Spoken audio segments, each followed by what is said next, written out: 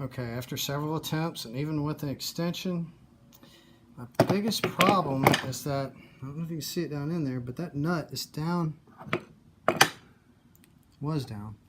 is down in there. And, okay, now it's down in there.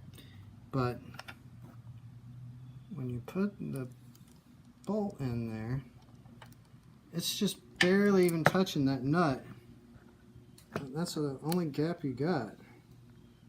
So I'm going to stuff a little wad of paper down inside of this socket and see if it won't elevate the nut up closer. Jesus Christ, did you just see that?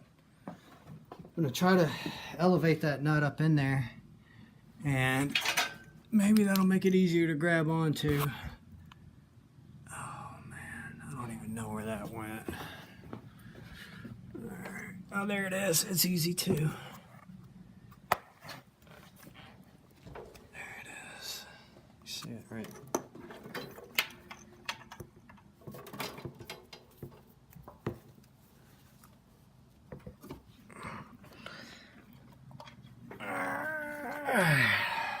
Got it.